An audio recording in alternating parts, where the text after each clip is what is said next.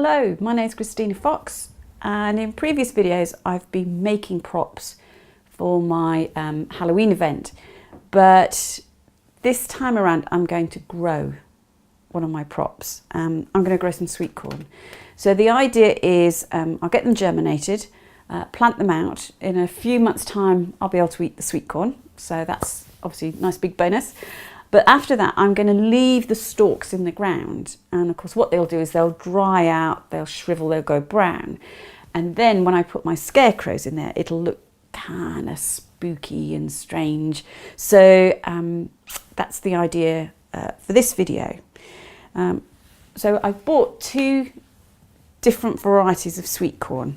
So here we go. So I've got one called Swift, and I've got another one that's called Lark. I hope you can see that. There we go. So Lark and Swift. I highly recommend that if you do buy sweet corn, obviously most of it buy it to eat, is that you buy ones that are named after birds. So Lark, Swift, Swallow, all of those are known as super sweets. And so when you can almost eat them raw, I mean, they're just so fantastic. They're so sweet and lovely. And if you can, pick them, cook them and eat them within, half an hour to an hour, like I can because my allotment's quite close by, then they're just fantastic. They're nothing like what you'll get in the shops. When you've grown your own and tasted them, you'll never want to buy shop-bought ones ever again. These are just fantastic. But say for me, they've got a double purpose because I can use them as part of my sort of Halloween decorations. So what I'm going to do is I'm going to do something called chitting. And this is just a container from a Chinese takeaway. And I'm going to put a little piece of paper towel in there, and then I'm just going to wet it a little bit. Don't want it too wet, just a bit more than damp. Yeah, nice and moist. And let's open a packet of seeds. Oops. Okay. And I'm going to spread them around so they're hopefully not touching each other. Just so they've got lots of room to breathe. Okay. Let's put a little bit more water on the top. And then I'm going to put another piece of paper towel on the top of that.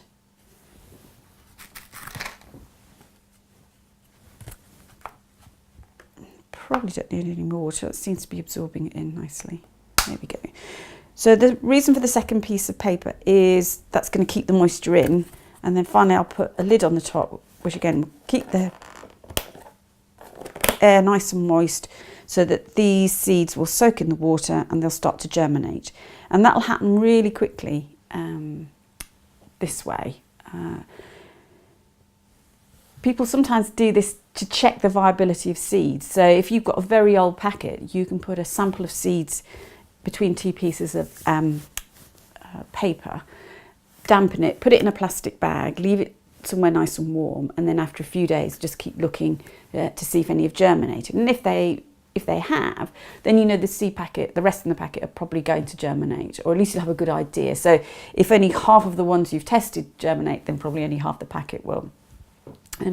I'm doing this because a couple of years ago I had a bit of a disaster with sweet corn and none of them came up.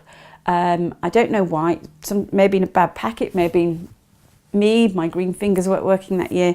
But this way I can keep an eye on things and I can know exactly when these are germinating. But as soon as they do, as soon as they start to show a little bit of root, then I need to move them into compost and pot them up so that they can grow on properly. If you leave them too long in here, they kind of get a bit misshapen, and then it's much harder to pot them, and you're much more likely to damage the roots, and you really don't want to do that with seeds. Obviously they're getting all their water and eventually all their nutrients through those roots, so you don't want them to be damaged. It will just knock them back, and either they won't grow as well or they may even die. So this is really simple technique, and what I'll do is in about a day's time I'll show you what they look like and show you how much water they've absorbed. So for the record, let's just take that lid off. There we go. So that's how they look now. And you can see they're quite sort of shriveled and dried up. But give that a little while. They will absorb all the water. And then probably in a few days' time, we'll start to see roots. Okay. So this is the big reveal. 2 days ago, I put the seeds in, put some water on them, covered them with damp cloth, and I'm not sure if you can see there, but there are roots. There are seeds with roots. Now that one is lark, but let me show you this one. This one is called Swift. And it's probably called Swift for a good reason, because it's very quick. Look at the roots on these, and in fact some of them have got shoots as well. And I really need to pot these up really quickly now, because there's actually one there that's starting to go mouldy, and that's only after 2 days. So you can't hang around if you're going to chit your seeds. As soon as you see those roots, you need to get them potted up. So that's what I'm going to do now. So all I need is a little pot, and I'm going to put a bit of soil. This is potting compost, actually. It's not soil, it's potting compost. So a bit of potting compost in the bottom there. Then I'm very carefully going to take a seed. Let's see if I can get that to focus. Does it want to focus? No, it doesn't. Oh, there we go. So look, you can see there's the root, but that is the start of a shoot. So I need to get these in double quick. So very carefully. What I don't want to do is damage all those lovely little fine roots, because that's what sucks up the water, and if I damage them, then it'll sort of knock them back a little bit, because they'll have to grow more. So very, very carefully, I'm going to pop that in there, put a little bit of soil on the top, a little bit of potting compost on the top. This is not soil, this is potting compost. There we go, and we're all done. Simple as that. There we go. Now, if you don't have green fingers and you don't have space to grow sweet corn, then I'm going to give you a couple of other suggestions of props that you can grow for Halloween. The first one is opium poppies, and this is what you'll get. You'll get these lovely seed heads. So you'll get the flowers, obviously, when they grow, but you'll also get these fantastic seed heads. I collected these myself. I collected the seeds because they've been growing on my allotment every year. They just keep coming up. Can't get rid of them.